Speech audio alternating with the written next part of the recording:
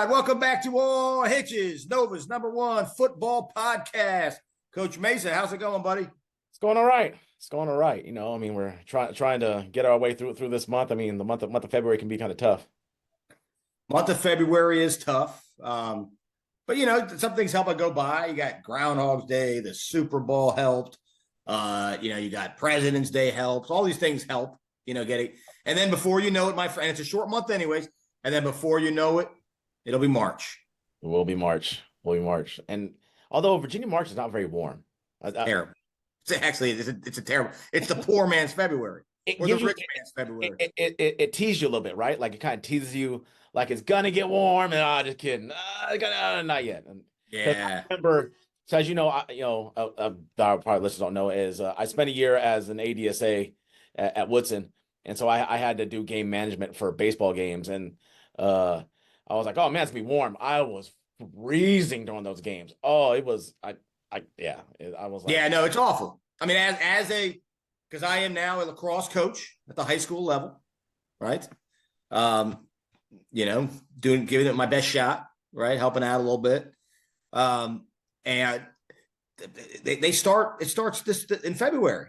The practice starts in February. That's brutal. Yeah. Now, lacrosse also happens to be, as you just found out a little while ago, Canada's national sport. It is not hockey. It's lacrosse, which makes sense. It is a cold sport after all. It is a cold sport after all. I don't know anything about lacrosse. No, you don't, but you're living in the mid-Atlantic now, my friend. I do live. You're going to learn something about lacrosse. Yeah. Fastest game on 2 feet. I'm a little too old now. I don't want to learn anything new. I think it's I've learned. Well, I can't remember anything anyway. No, we cannot. But you are going to learn something new today, my friend.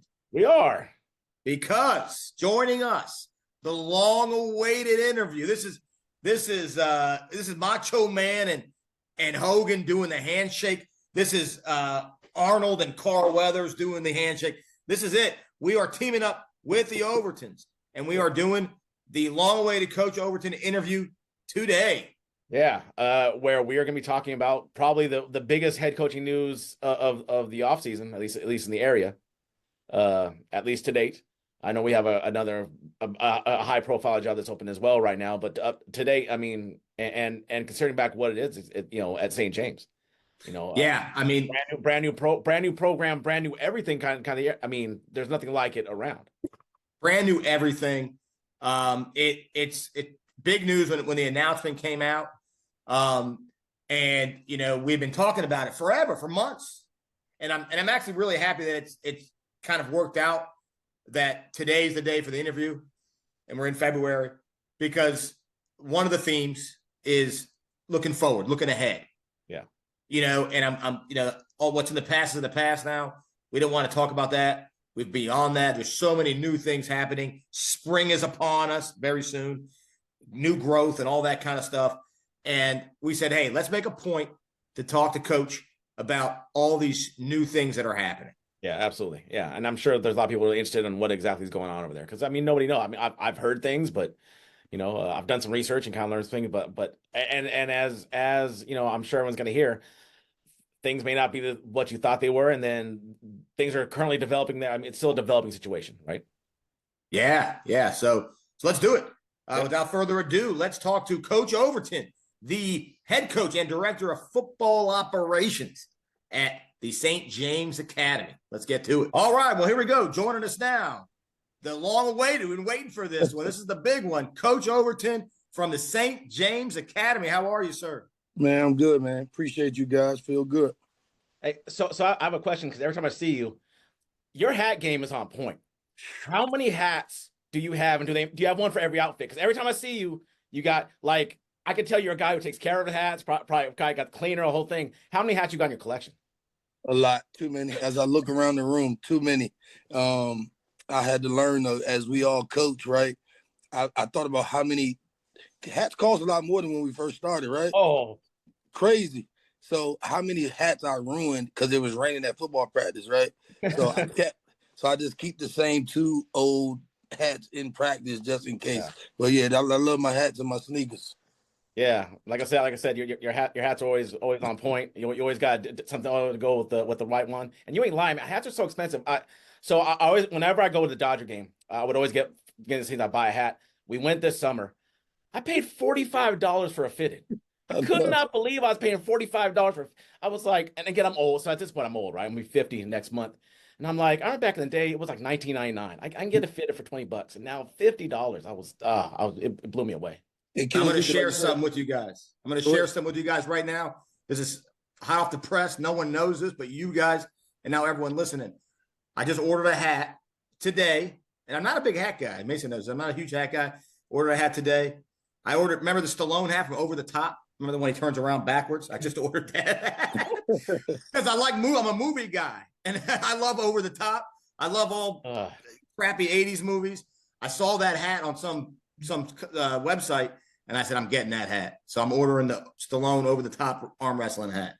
Dope. All right. Well, Coach, we're excited, man. And we're going to blow everybody's mind here because, you know, we've been talking about this and we want to go to the future. We want to talk about, I mean, I said Coach Overton from St. James Academy, right? For anyone who's been under a rock the last 2 weeks, 3 weeks, and doesn't know what the hell's going on around here. It's a whole new world. It's a whole new world. So congratulations on that. And before we even get into the interview, I want you to be able to, you know, kind of talk about that a little bit and you know how they came to be and all that kind of stuff. Man, absolutely. I appreciate it. And like you said, man, looking forward. But again, I appreciate you two guys, man, on your platform, you know, no matter what, you know, sharing and both sides of the story and everything that was happening and just, you know, being impartial. But, you know, St. James has been a breeze, man. Like, honestly, it was one of those things, like I was hoping for the opportunity. Again, I wasn't aware of it. As I told my families when I would talk to them at Hayfield, I just was preparing because I was hearing, you know, through different circles that they was moving in this direction. And I may be another person that they're looking at. So I just was preparing my presentation. I got the call and then shoot, man, I went in there and in front of both our owners, Chad and Mr. Kendrick, Chadwick and Kendrick, Miss Elise and Jeff, and killed it. You know what I mean? So it was a opportunity that I took advantage of, and ever since then, it's been great. So it looks like you're going to be carrying a couple levels. Kind of talk to me like what are you looking at roster size wise? I mean, obviously, this is very different, right? A football academy is not. It is a school. Your kids are going to take rigorous classes. I see you have AP courses and everything offered there. But as far as your roster goes, right? So it looks like right now you're trying to cover at least a middle school and a high school level. Does that include like a JV team? How is that going to work for you guys? Well, ideally, if we get to 60 high school players, right, including 8th graders, we'll play both JV and varsity. Okay. You know, we'll play both. If we're around like the 40 range, then we'll stay with just a varsity squad. But the unique thing is, like you just mentioned, like the ability to be able to have like a full-on middle school team as well. Mm-hmm. Because, you know, we're 6 through 12 as far as the football academy goes and stuff. So, you know, being able to possibly have a middle school and then a high school on top of that, you know, is a huge deal. Okay. That is a big deal. And actually that led me to, I was going to ask you, because I mean, you've had the PME thing for so long and that's been a success, obviously. I mean, it's an institution now. Yeah. I think it's probably one of the more successful youth programs I've ever seen. I mean, for sure. And now it's football. I mean, with all the sports you have. And is there a merger coming in there or are you incorporating it somehow? I'm curious to know about that. So if it's not necessarily a merger, but we definitely trying to incorporate and bring all circles. And to be honest with you, it's not just about PME, man. I'm trying to everything football and the DMV to run through St. James, whether it's, you know, DMVU. I've talked to those guys, Christopher McMillan and them. I've talked to the guys that's running Sampson and Fields, that's running the Manassas Outlaws. Man, I just had a great sit down with my man that's running now the commissioner of the Fairfax County Youth Football League. My man that also, like you said, he coached at Gainesville and runs the Grizzlies. So I'm trying to make sure all football happens at St. James in our area and try to build up everybody as I've been able to build up, you know, PME, because I think what all of us can agree on, right, the better the football is at that level, it goes upwards. You know, I remember a time FC Fairfax County Youth Football League had 3 teams at every age group: American, National, and Central. I played for Braddock Road coming up. You know what I mean? I played for Coach Holmes, Coach Hoddle, all those guys, Coach Woods. So now you talking about not even having a lot of those organizations, like no Fort Hunt, no Lee Franconia. So where's all the youth football, right? Like, so I think I don't think we're gonna use the St. James as a place to build up everybody. Of course, PME always gonna be a part and again be under the fold, but all the youth sports, I want to make sure we get it all going again.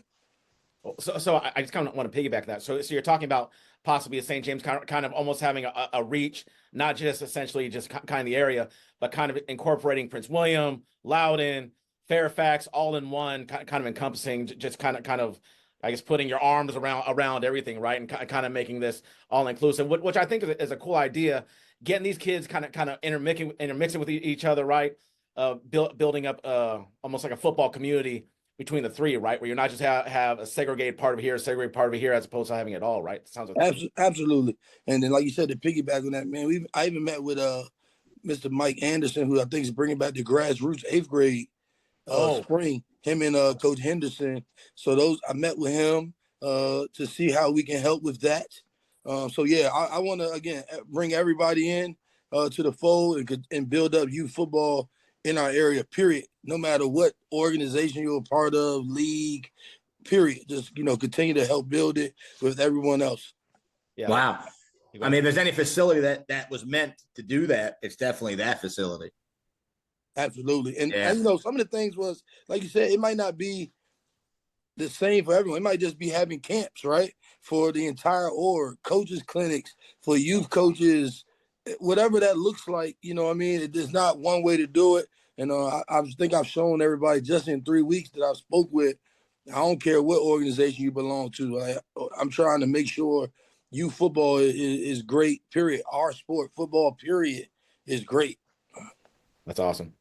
So moving forward with your team, building a schedule, what's that going to look like for what are you? You're the St. James. What are you guys? You're the St. James. So academy, and we have a word, a mascot logo.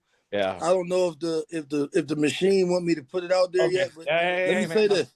They are put it out. Well, breaking news. Put it out. They are leaning toward, if you look how IMG are the Ascenders, it's in that realm. Okay. But again, we definitely have a logo. We'll have the uniforms, everything at the March 9th tryout and open house.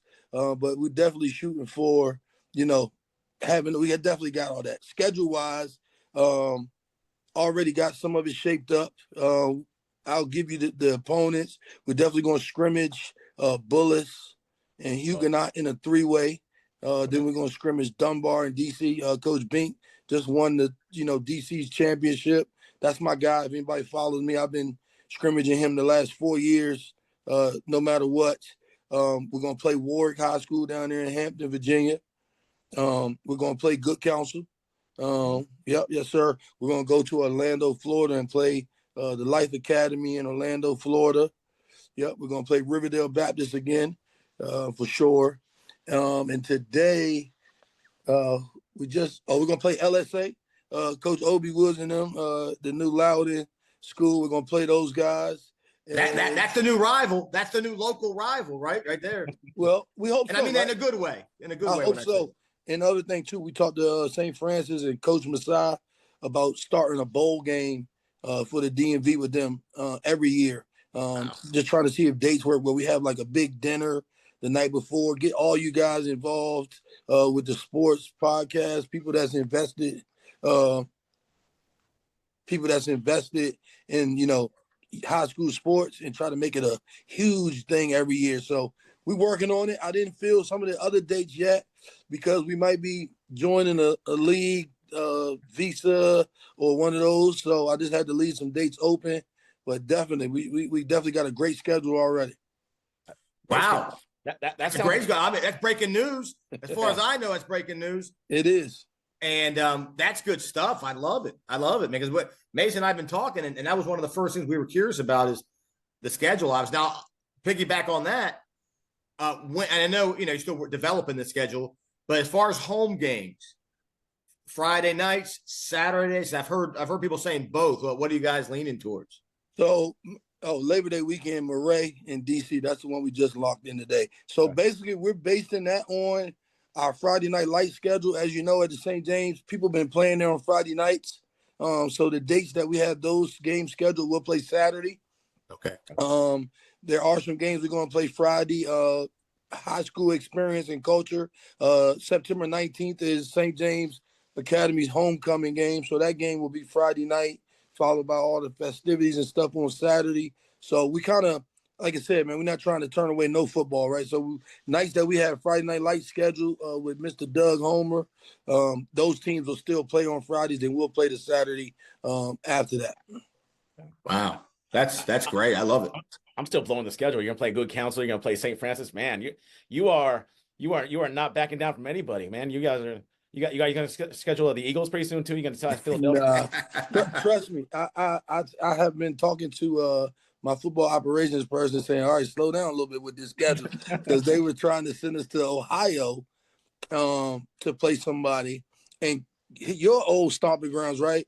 Going through the young man at Prep Gridiron. He was like, hey, I got Modern Day looking to come here this day, and you can go to DeSoto. I said, my man, I don't even have a team yet. You're trying to kill my team before I get one. So I was like, you need to slow down a little bit. You don't have nobody else between here and there. So now, again, I definitely want, good competition, because as we know, right, y'all was there, Riverdale, right? Yeah. The atmosphere, the college coaches, the exposure. Great.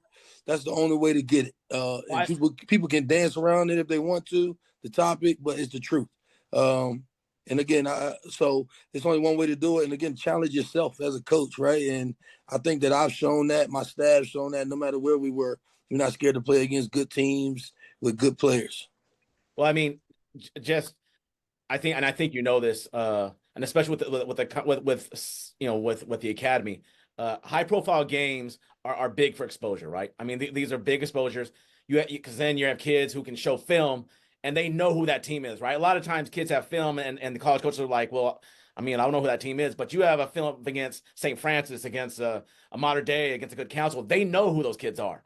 You shot against those teams, they're like, I know that kid. That kid's a Power 5 kid at corner. That kid's a Power 5 kid on the offensive line. And you do something against them, I think they have a better idea of what that looks like.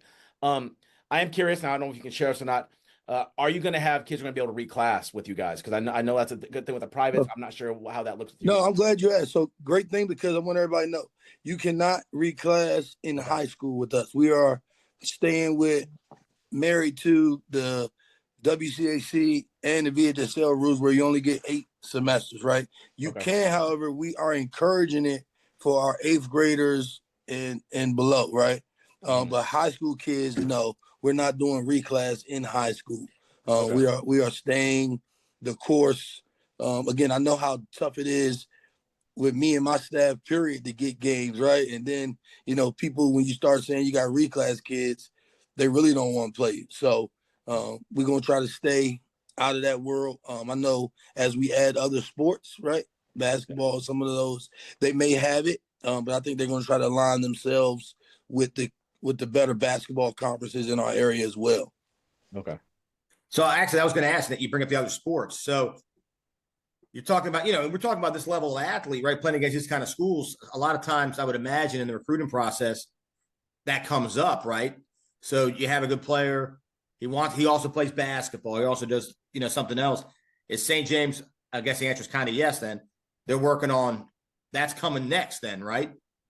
Absolutely. And again, as we were going through this and people were filling out, as I can say it out loud now, as I'm looking to recruit people, right? I noticed that they play another sport, right? And I kind of was going back to my bosses and saying, hey, if you got a football team, you got everything, right?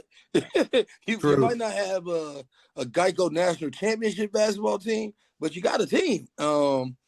and lacrosse. How many kids play lacrosse that play football? So I know we've been interviewing for basketball, boys and girls. And I know that, again, I like to consider myself one as well, but I know they've been going after the best of the best. And when we roll it out, who it's going to be, whether it be basketball, lacrosse, baseball, I think it's going to be, the same type of effect. Getting the best of the best applying to do these things for sure. Yeah, because they have the now you're Mr. St. James now. Absolutely. And so and I know they my older son played collegiate lacrosse, and last year they host the PLL. It's going on right now, man. Yeah, it's going on right now. Right this now, weekend's the big one. I got to witness it. Well, this night's the first game, but I saw all the stuff they're bringing. But last weekend I was there and I got to witness 5-on-5 lacrosse.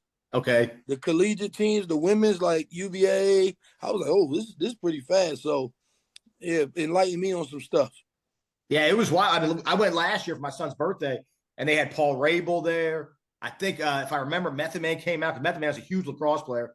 Yeah. Method Man came out. Paul Rabel came out. The Barstool Sports guys were all there. Like they're building something there with lacrosse too. It's going to be interesting to see.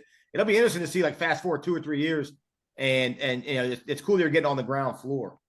Absolutely. So yes, everybody watching, we're gonna add every sport that our student athletes need as it develops. Football is just the next one up. So it's kind of had to get the ball rolling with that one first. But I know my powers that be in bosses. I know they've been interviewing the best of the best for the other sports as well. So I looked at your schedule, and I mean your the way the academy works out, and I see that they have skill specific like weightlifting and stuff like that. How does that work in the weight room? So I mean, we all come from public school, and it's us, right? We're the ones doing it all the time. It falls on us. But at St. James, a little different. Is it your staff who was running the weight room, or do you have a strength and conditioning guy through St. James? How does all that work? Man, so again, you and me, all of us, right? Coaching in high school, public school, and I'm still an advocate for good football players everywhere, right? If you that guy and you that guy, it don't matter if you at St. James, if you at McLean, if you at Hayfield, you that guy. It's easy. Yeah. But for the kids that need a little bit more development, we used to doing more with less. Yeah. So weightlifting here is ran by Mateus. Basically, it's like college. I give him what I want to see accomplished. In the weight room, gains. He puts together the program for each individual student. That's a part of your admittance to the school. All right, is doing your interview and your meal plan, all that. Your lunch for the week is your meal plan. It's all a part of your workout. So when the kids go to the weight room, obviously the football coaches will be there for crowd control, as they always will need, right? But the specific program is kind of like college. I kind of go to coach and say, hey, I plan on moving this young man to outside linebacker. I need him to put on X amount of weight. Or, hey, college coach from UVA, Virginia Tech, Maryland, Syracuse was just here. They say if he can put on about 21 pounds, they might look at him as a tight end. So now having somebody to professionally designate their time to that for kids, again, I'm just, the benefactor of being able to get them there. Like you said, that's game changer. So to answer your question, it's just like college. I go to I work with Mr. Mateus. We talk about it. What do we want to do weightlifting wise? What our gains are going to be?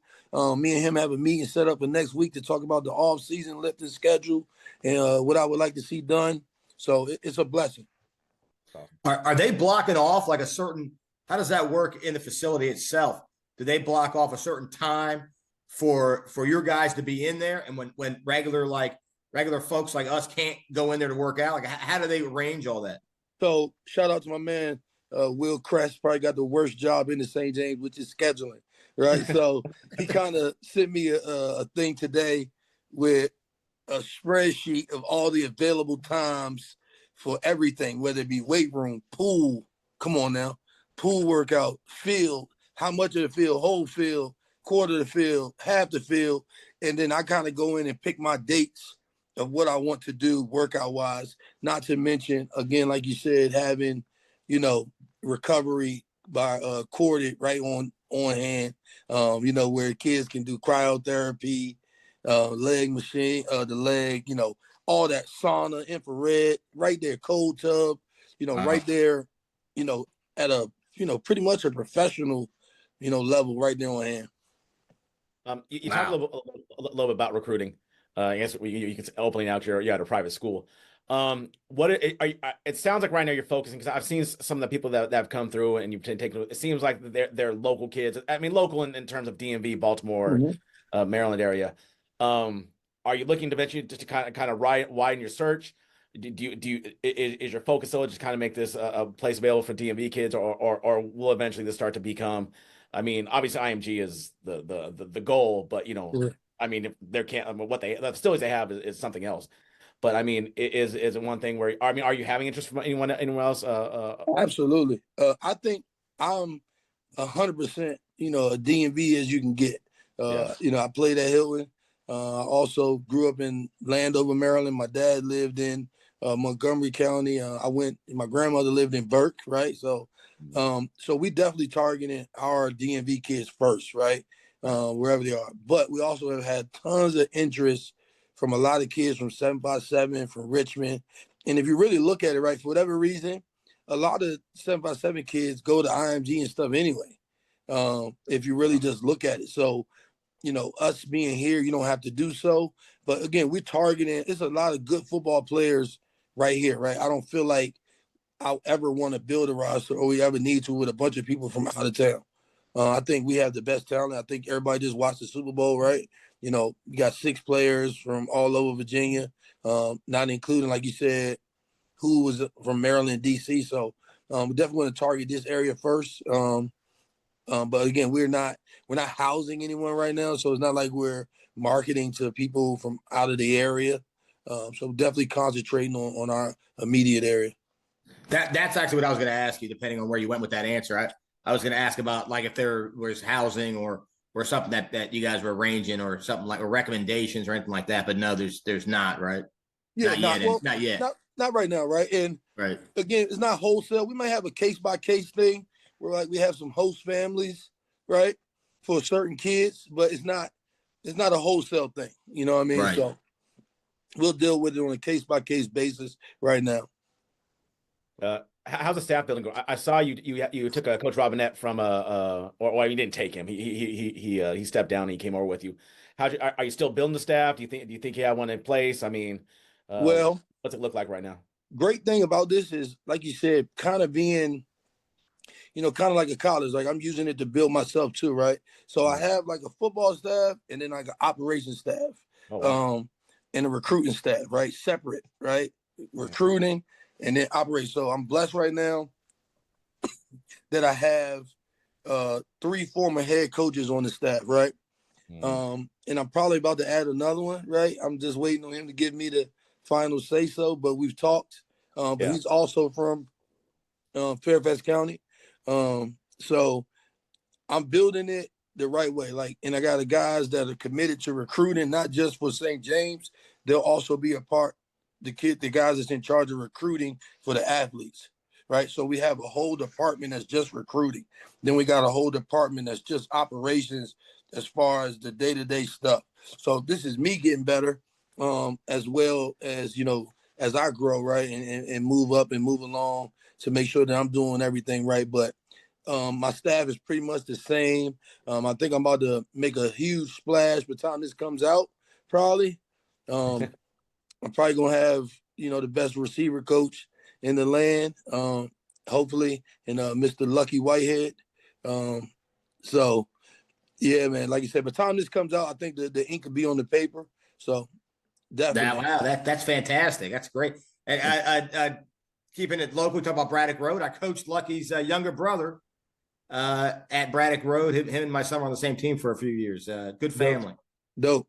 So, yeah, man, like you said, Coach Robinette has been around. He gave me my first coaching job at Freedom when my brothers were playing there. He's been my friend since then, and him being able to come on and help me out. Like you said, Coach Tez was the head coach at Osborne. Again, probably being able to add Coach Taylor from Mount Vernon. just to make sure. Oh, wow. Did you know that? I didn't know that. Yeah. I did not know that. Yeah, I did not know that. Normally, I hear some stuff. I didn't hear this. You got so there's some stuff I'm keeping close to the vest while I'm dotting all the I's and crossing all the T's, but definitely trying to build the best staff. Again, people keep making jokes. How many coaches y'all need? I mean, but when you're trying to develop people, right? Like you need 2 coaches at each position group, because if not, like the guys that aren't your first 4 guys, right, usually fall by the wayside, right? Having another coach there that can take the guys that are probably trying to catch up, whether it be mentally, physically, whatever, and being able to separate them and do that, man. I will never not have this many coaches. I've learned that the last 3 years. No, I was gonna say, especially with what you're trying to build over there and the programs. So, speaking just from California, Bosco and Mater Dei, obviously those 2 teams. I think they've won the national title for like the last 8 years between either one of those. Yeah, they have. Yeah, I got to hear this all the time. You know that, yeah. Right? I got to hear this man brag about I'm gonna change it though. please do. It's like offensive line. They have an interior offensive line and a tackles coach, and then a tight ends coach, and then an H-back coach, and then they have an ends coach and a defensive tackle coach and an inside line. They have a billion coaches, and I think when you have that level, and I'd imagine DeMatha and probably Gonzaga probably somewhat similar, right? Big time programs with that. Because the amount of eyes you get there is what you need. So, no, it makes sense. I mean, it sounds to me like you're building a college program between recruiting and everything else and all the coaches. Yeah, man, trying to expand my portfolio, right, and be better as well. You know what I mean? So, all of us can grow. So I'm definitely trying to do it that way. I'm having meetings with the staff, with the recruiting staff, with the operations staff every week, football coaches trying to, again, like you said, me improve as well, right? So definitely. How many meetings are you having a week now with all those different people? One thing I would say to people, I joke about it all the time. At the St. James, one thing they know how to do is meet. And look, they don't have no grace period. Like you can be in a meeting from 4:30 to 5:15, and they say, "Okay, so you can get on another call at 5:20." I say, "Can I go get water, bathroom?" So right now it's been tons of meetings, right? Because everything is new as far as a team, right? Having to meet with huddle, right, and get all that stuff set up, and uniforms, and all this stuff is new as far as a team goes to the people at the St. James, where they've kind of done it, wholesale. But you're right. I've been tons of meetings, tons. I can imagine. Well, actually, so I wasn't going to ask this, but I'll piggyback on the meetings. Is one of the meetings I'm assuming is working on sponsorships, right? Is that the NIL deals, sponsorships? Is that something, corporate sponsorships? Is that something that I'm sure that's cooking right now? Definitely. We got some big names, people that we think going to back us and support us.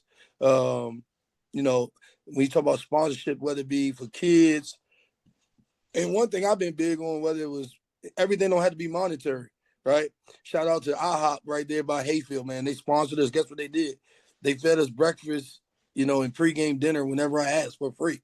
That's good enough. You don't have to give me no money. You know what I mean? So, I got a community outreach person in Miss Karen, and that's kind of her role is to reach out, get the sponsorship stuff going. Miss Elise and the team handle the verbiage and make sure everything's, worded correctly, but definitely on so many levels. I mean, get Celebrity Deli to do the pregame sandwiches. They can do Dash and Dan's for good luck sandwiches. Absolutely. I think y'all need to do that when y'all in person at the games. And the player of the game get that sandwich. Get that sandwich. That might be it. That might be exactly. Let me ask you this: the numbers, because you mentioned that we started off the show. You talking about the numbers. I'm curious. So, where you're at right now. I don't know if you're comfortable to say where you're kind of at right now. We're a long way to go as far as rosters, obviously. Are you worried about hitting that number, that goal? And if we didn't hit it, would you put it off to the football starting the next year? I mean, how's that looking as far as the numbers? Well, I think if that happened, we would have to put it off, but I doubt it. So within 3 days of announcing this, the initial interest form had 197 people on it from Friday to Monday.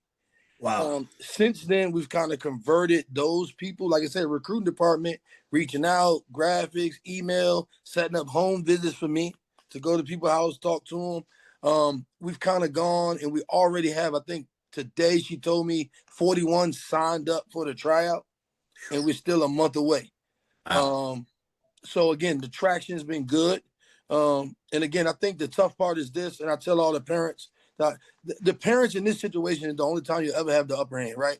If you come to tryout, all right, all you did was pay $125, right, for the tryout. All right, that goes to your application fee for the school. You decide you want to come to the school. This is the only time where you could go through the all season with us for 4 months. And you could get the end, you say, you know what? I really don't like Coach Overton and his staff. My son played quarterback. They got a really good quarterback. They got a really good receiver. He's not going to get much playing time. And you can leave and go back to your school. No penalty, no eligibility loss, no nothing. Yeah. So I think, again, it's a win-win for parents to not see it through or even just see what it's about.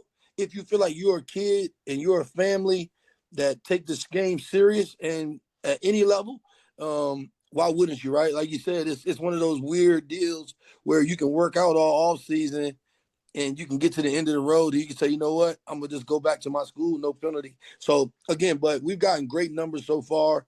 We had an open house last week that wasn't even supposed to be for football, and it was 82 people there. Wow. After that open house, 16 people applied within the 2 days.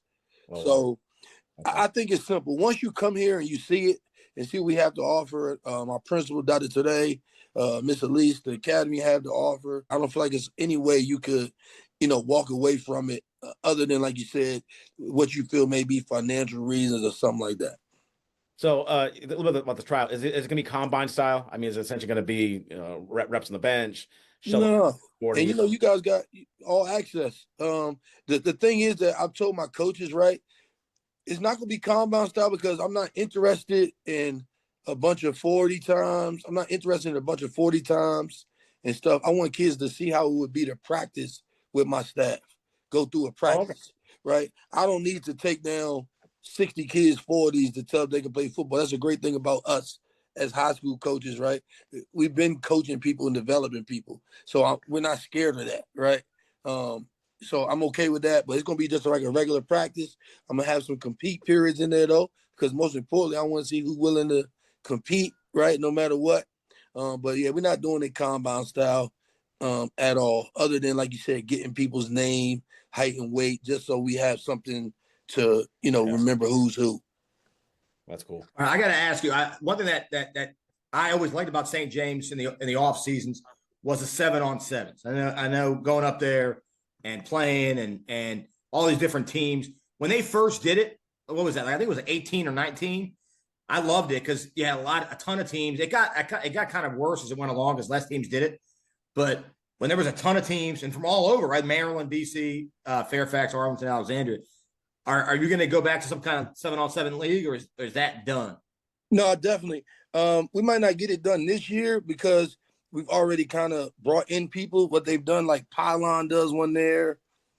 Battle does a tournament there. I think what you saw what happened with the league, right, is unfortunately, kind of what tends to happen sometimes with some of the Fairfax coaches, like they don't like that the Maryland and DC teams is there, and then everybody runs back to the South County League to play against everybody you're going to play against all year, right? So we're kind of not going to probably have a league, but we have 7-on-7 there, like you said, through other people. Next year, I definitely want to bring the league back, though. Obviously, I came in a little too late because, 7-on-7 is, it would be getting ready to start in like 2 weeks, 2 or 3 weeks. Actually, my 7-on-7 group, we go to Myrtle Beach this weekend. Okay. But definitely something we want to revisit. All right, good. I'm glad because I always enjoyed that, and especially this time of year. I mean, look at you go look outside and it's snowing or whatever, and to know that you can play indoors in February, in March, you don't have to worry about rain or snow. It's always nice to have that. Absolutely. So I know for years now you've been going around doing the 7-on-7 circuit. Are you? So it sounds like you're already doing it right now. You guys are already heading around playing right now. Absolutely. Again, we're taking 4 teams to South Carolina. So, I tell everybody this, and you can choose to do it or not. 7-on-7, playing it in the all-star circuit is the best thing you can do. You're playing against the best players. It forces your kids accountability. They're not just the best athlete, right? They got to do things right on both sides of the ball. Technique becomes huge. It has allowed us the last 10 years to perfect our passing game and concept and spacing in the offseason. And again, I think I know people, right? That's why I have all these teams and everybody comes to do it. The competition level when you go to a Myrtle Beach and you're playing against, like you said, the best players from around the country, it can't be matched. Awesome. Where in Myrtle Beach do you guys play? So before it was at that high school that's right there across from Broadway. Yeah. All right, but now last year they had so many teams, they moved it to a new complex that's by the airport. They got like 14 fields. Oh wow. They got like 14 fields. So, I used to live there. I know this is not Mesa's neck of the woods. This is Southern California, buddy. We're talking about the Redneck Riviera now. You're talking about Myrtle Beach. Yeah. I used to live down there a long time ago, before I got married. There's some good spots down there, and you're right, there's good competition down there. Yeah, and like you said, the teams are made up of players from everywhere. All everywhere, right? A lot of times, I'll take like my top team and put the kids that play for me on it, so that we're getting work, and then I'll kind of sprinkle everybody else amongst the others. But we put everybody in the 18U division to play against the best of the best. We don't put anybody in 15. You could, but right, if you're gonna play varsity, you're gonna play varsity. So you might as well get ready for that. I'm not doing it to collect trophies, even though last year we won 4 out of 6 tournaments. But nice. We're doing it for development. And again, I tell everybody, it sucks because it takes away a lot of your time, your weekends. But I tell this, the most important thing that comes from it is the team camaraderie, right? The kids being together on the road, staying in hotel rooms, going out to eat, hanging out. That is the single most important part of it going into your regular season. And then them getting to be around me, my staff, in a non-coaching atmosphere, right? Like we just hanging out, eating pizza, talking junk. We had Dave and Buster's. Again, the camaraderie and the familyness that it builds is the single most important thing that comes out of it. Seriously. Yeah, that's nice. Is South Carolina your favorite place to go play 7-on-7? So absolutely not. It's good. Where is it? Where's your favorite place to go? Where's the best place you go to where you're like the best place is Miami for 7-on-7. I was gonna say it's gotta be Florida, yeah. It's been the best place by far. And then Myrtle Beach gets a lot of good comp because the Florida, Georgia teams come to Myrtle Beach. Okay. But when you're in Miami and South Florida got 3 teams and DEFCON, it gets a little different. Last year in this tournament, we lost in the semifinals to Hustle, who has they had 6 players in the top 10 in the country in their age class. Oh wow. So it's a great tournament, man. Usually everybody has multiple guys that are going to the next level. Power 5, the whole thing. Yep. Yeah. So the academy is it high school only? Because I thought I heard it's middle school too. It is middle school. Is it 6 or 7? Yeah, just the sports team is high school, right? But the 8th graders will participate. If we did JV or something, they'll practice, do workouts, individual training, all that stuff with the high school kids, unless they just can't physically. And then the middle school will kind of have their own regiment and stuff. But again, I think Mason mentioned it earlier, to being able to do math and then go do weightlifting, right? And then go do individual specific training for your position. Yeah. All the guards, second period, you're working on A-gap cutoff. A-gap control with the center. Or tackles, you're working B-gap cutoff. DBs, safeties, we working poaching too, and all our robber stuff. That's insane. From a development standpoint, just think of all the kids, all of us as coaches, that if you had a little bit more time to work with them, what they would have been, now is here, right? This not even including practice. This is during your school day. You get 3 hours of athletic training every single day. I mean, come on. So you're there then. So you're gonna be there. I mean, obviously not now, but starting next fall, you're there all day. That's where you're at. All day. Again, and like you said, I'm there. And then this year, right? Again, I could have left, right? But I love Hayfield, right? So I wouldn't leave them like that, or Dr. T, right? Like I know my role as the head security is probably a little bit more important, right, than the football position when it talks to, keeping the school safe, when it comes to keeping the school safe, the student body, all those things, right? So again, it's next year I'll be there all the time. Now I'm like you said, I'm racing out the door trying to get over Right. there and get to meetings and stuff, but definitely. Now for the classroom side of things, Absolutely. like who would be like walk me through how the room would look. So let's say I don't know, would it be 40 people in one room for a class all night? Walk me through that. No, so the ratio in our school is 15-1. Okay, so it's never going to be more than 15 in a class, right? The thing that's unique is the space that we have. There is a space designated for the academy, all right, but there's also a whole nother banquet room space upstairs. If you've ever been there, upstairs where like the people got the dance rooms and stuff, there's another room that like hotels, and it divides in 3 rooms. Oh, right. Like the ball They rooms, have that space. But yeah, basically, like you said, it's 15-1. The classes, again, regardless of what the trolls say, it's the same thing that all public schools use. It's Virtual Virginia. It's fully accredited. One thing that was huge to me, and they accommodated it. Right. I think sometimes, right, all the kids, like my nephew, kids that leave early take Edmentum classes, right, in public schools, right? Kids that get sent to alternative school, the summer school stuff is all through Edmentum. That's the same exact program that we use at the St. James Academy. There's a live teacher on there, right? But what's important, I feel like watching from afar, a lot of private school programs have stuff like this, right? And the kids kind of jump on the computer and they copy and do all the work and they get good grades, but they don't learn how to be students. So I saw from some of these other schools, like, how come they got all these kids every year go to school, but they never stay?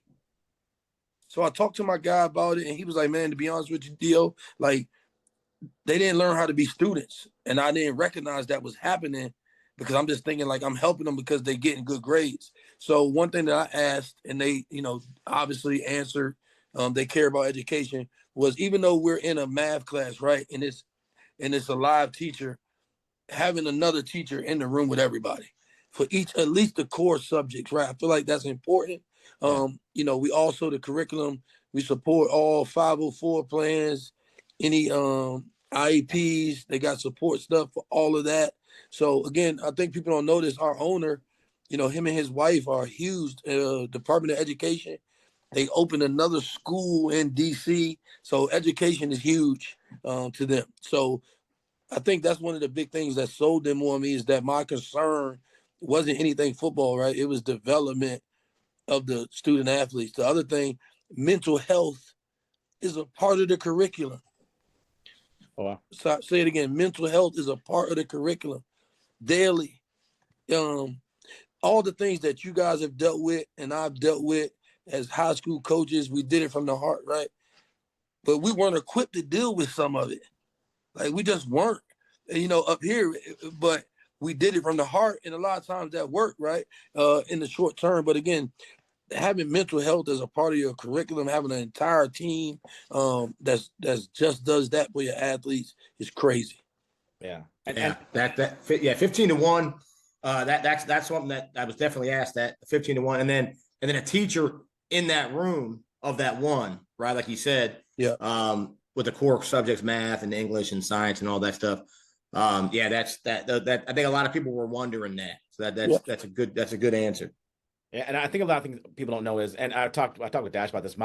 My nephew plays hockey, and so when you start playing juniors when you're 14, this is what they do, and this has been going on for a very long time because my sister lives in California, and for him to play juniors, he's gonna have to go out of state in order to do that. So he gets put in another house, and the junior hockey league, and this has been going on forever, go to alternative schools. And now most of these junior hockey kids, and I think the program, when I looked up here, is one that junior hockey uses. Yeah, Mason, you know everything, bro. I didn't know that. Like, and then when Dr. Today was doing a presentation, they've had like 3 players. Like 2 went to Michigan, 1 played for Team USA. There's a young lady that just went to Georgia to play soccer from the St. James Academy. So, like you said, it's big in those worlds. So again, you always one step ahead. Absolutely. Yeah. Those soccer, hockey things that are academy like sports. I'd imagine tennis, like IMG. Obviously, IMG does very similar thing as well. I mean, it's not like IMG is this huge name. They for the most part do those kind of things well because the focus is these are athletic academies. I mean, let's call it what it is. Right? Absolutely. These kids are focusing on trying to get into college and possibly go up to the next level. So they're focusing on athletics, but still trying to make sure they are making sure the academics is come out. But because of just time, right? I mean, the time that you need. I mean, this is just kind of the way it works out. So no, and again, I don't think a lot of people know it, especially if you don't know, if you're not in that world, right? If you're not in the soccer world, if you're not in the tennis world, if you're not in the hockey world. I mean, I didn't know it until like I said, my nephew playing, and then she was like, well, juniors, and then that's the way the school works. And I was like, that, and I've been in education for years, and I had no idea that was a thing for those kids. But yeah, well, we had a kid at Woodson that was in the because St. James has the hockey league, like you said. Yep. And he's a lacrosse kid at Woodson, but he was on the hockey team over there. Absolutely. Let me ask you a question. How big? This is a fictional question. How big is how much room do they have on the back side? I've never been in the back of the place. Could they do some stuff back there? How much room do they have back there? Absolutely. And if you pay close attention, man, there's some things that's changed with the zoning for that area that allows for expansion. So I'll let the powers that be speak on that. But if you pay attention, there were some things that just changed with the zoning for that area that will allow for any expansion that's necessary. But yeah, it's a lot of space, clearly. Nice. I was wondering that because I told you that, Mace. I said, I wonder how much room they got back there. They could probably do some stuff with some of that room. Yes. Well, I mean, with the academy, with the teams, I mean, you just have to. And again, because I started researching the stuff when we talked to you about this. You look at IMG's campus, and it is gigantic. I mean, they and to try to begin to build an academy like that here, you're just gonna need space. I mean, while St. James is big, eventually you're gonna outgrow it, and in a hurry, right? Well, I think, like you said, the biggest part, it depends on IMG has so much dorm stuff, right? Like nobody lives in Bradenton, Florida, right? They live in all the surrounding areas, right? Yeah. A lot of people live right here in the DMV, right? So I think we can get to that quicker without the dorm space. Yeah. We'll tell you this, like we definitely have partners to be able to practice and do some things outside as well, because I'm still a football dude, right? I got to be outside sometime. I got to be outside sometime. So definitely that's a part of the off season. Some days, like you asked, if we can't be on the field indoors, being outdoors at different fields and stuff that the St. James obviously rents because they have soccer teams and all those things anyway. So definitely. I saw the kicker. You bringing your kicker from last year, right? Did I see that correctly? Man, my kicker, I think what you saw was. Or did he graduate? Maybe he graduated. Yeah, so I posted, man, we had 14 kids do National Signing Day, man, at April High School. Nice. And the kicker was one of them. He's going to Green State. That's what I saw. Nice. That's awesome. 14, man. And that's what we talked about, right? Like doing more with less. 14 kids. 14. Yeah. And we probably still got 2 more. Chris Mallard had ACL surgery. He's going to go to Shenandoah. And then Jalen Butler, right? He had a visit this weekend, so he didn't make his mind up in time. But still, you probably going to end up with 16 kids from a high school. In a day and age where, I mean, and I know you're in the thick of it. And, a lot of parents got to see some of our interviews with some of the coaches, local coaches here at CNU and at Hampden Sydney, Coach LeVar and Coach Wickland, talking about how the game has changed just in like the last 2 years. Yeah. I mean, how they're saying no to good high school players that they used to bring on. Now they're saying, no, you're good, but we're good. We got enough right now. Yeah, and I think that's a big thing. And like, again, being able to be at an academy and work on your game. But like I've been telling people, WCAC kids aren't allowed to mid-year, right? St. James Academy, you can do that. There's no way in this day and age having to compete with portal people that you don't want to be on campus in January. Yeah. And we can do that for all the kids that are at any, private school already that don't allow you. Think about this. Jeremiah Smith didn't look like that Ohio State when he got there in January. But he had been practicing. He's a college football player. By the time August came, he'd been there since January. My nephew's at Virginia Tech right now. You know what I mean? Like, being able to get on campus nowadays, again, especially like you said, with the recruiting climate, how it is, the portal opens up again at the end of spring ball. I mean, it's a game changer. Yeah. Well, that mid-year graduation is huge. I mean, especially because the amount of kids that you had come through, for them to be able to compete in spring ball, they essentially get a free 6 months of being able to do a college workout, and they'll put on 15, 20 pounds in those 6 months. But to try to roll in June and then try to compete for a job in June, it's just you're not prepared. I mean, the kids aren't prepared and ready to go. That mid-year graduation is pretty. But think about this piece, Mason. If you're a kid, recruiting wise, after your high school season, right? Why would I bring you in an 18-year-old, 171 pounds, when the backup corner at Clemson is ready to go right now? Right. Why do I gotta wait for you till August? Yeah. You got to be extremely special for that. Extremely special. Yeah. Oh, 100%. 100%. Yeah. Okay. I mean, extremely special for me to have to wait for you till August when there's 20 kids that's been at Division I schools already. Yeah. That could be here in January. Right. No, 100%. Yeah, absolutely. Yeah. We appreciate you coming on today, man. Really do. And talking about this.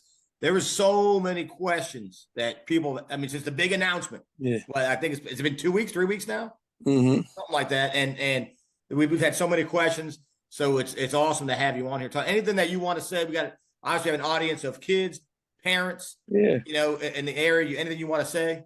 Man, absolutely. Like you said, again, this is not the St. James Academy is not to exclude anyone. Again, we're not turning our heads and trying to say we only taking the people that are deemed the best players. We just want people that are committed to being good. I say this to my kids in the weight room: chase greatness, right? Don't chase scholarships or money or NIL. All that stuff comes with being great. If you're great at what you do, people are gonna pay you for it. People are gonna reward you for it. So we, that's a big thing. And last, yes, we do have scholarship opportunities. Our school price is still need based. When you apply, the price it gives you will be different than the price it gives me. The way it works, scholarship wise, when we have your meeting to talk about all those things, if us as a football staff are going to give you scholarship money, we'll talk about it then. But you still go through the entire process until we get to the meeting table where it's me, you, your parents, Mateus, that's with the strength and conditioning, your nutrition plan person, and then we'll talk about scholarship. But yes, there's scholarship opportunities as well as, like you said earlier, sponsorships. Awesome. Well, that's awesome, Coach. We appreciate it. And obviously we're going to talk again in the springtime and then again in the summertime as we kind of get things going. So we appreciate it. And we're going to talk soon. Coach Overton. All right. Take care. Appreciate y'all, man. Hey, anybody watching, like, subscribe, share right now. Support who support your kids, man. Support who support your kids. Listen to that man. Please listen to that man. He knows what he's talking about. All right, Coach. We'll see you next time. All right. Well, welcome back. That was a great interview, Coach. It was. I mean, just a lot of really good information. I mean, it was really interesting. And this is probably our first time getting to talk to Coach Overton at all, because before there was a gag order with everything going on about who was able to talk to. So I really enjoyed, being able to talk to him and just really learning about that brand new program. A lot of really interesting things over there. And I'm sure there's some things over there that I was mistaken about. And I'm sure there's other people that are mistaken about. I mean, but yeah, it was really good. Yeah, that phenomenal interview. He was very, open and transparent about everything he's doing over there. And like to your point, that's the first time we've actually had to sit down and be able to talk to Coach. I mean, we went to a couple of Hayfield games this year and we saw him at, games and kind of, shook hands, said hello. But really, we haven't had a chance to actually sit down and talk to him. This is the first time. So this was really awesome. And I liked what I heard. I didn't know any of this stuff. I mean, I knew what the website kind of told us, and we had looked at that obviously before the interview. And we had a lot of people reaching out to us and asking us, things to ask. And we had talked to some coaches who said, hey, ask this, ask that. Some parents, some moms had said, ask this, ask that. And if I'm a parent, I'm trying to look at it open-minded, and I have, a kid who I view as a kind of a blue chipper, right? And I think that's the big part, right? Someone who I think is going to go next level and is trying to focus on that at the next level, at high level. Right. I think that's something that I would listen. I would listen. I would go and check it out and all that stuff. How about, what do you think? Yeah, absolutely. I mean, it sounds like, they're putting together the program they're putting there and what it's based around. And I mean, I think kick the tires, right? You at least got to do kick for sure. Yeah, go kick the tires and see if it's right for you. And I think by his own admission, it may not be right for him. I think he talks about in there. The one thing I found really interesting in there was him saying, if you come here and it's not for you, that's okay. And you just go back to where you're at. And I think possibly you'll learn maybe this is not for me, right? Maybe this is just the time commitment and all these other things on there. It just isn't for me. So right. But I do think if that is your goal, I mean, explore the avenue and see what that looks like, right? And the first thing that so many people had asked us to ask. Yeah. And it was one of the first things we did ask. The schedule.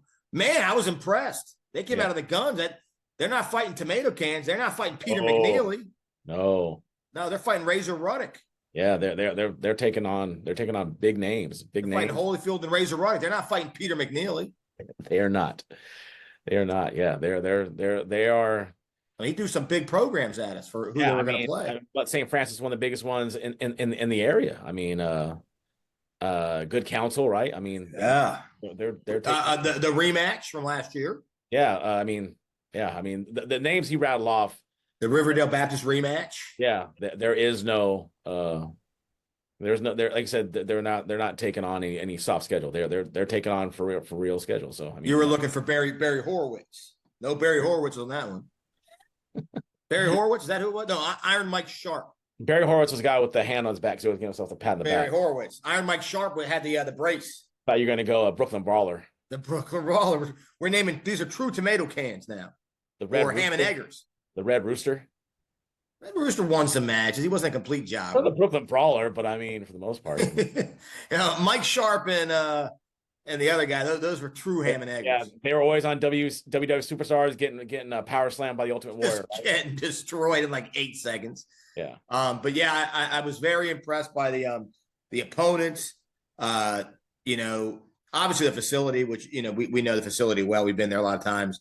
That's it's obviously a state. How about the little nugget about some room in the back of that place? However, some things. Yeah. He said not yet when he said housing.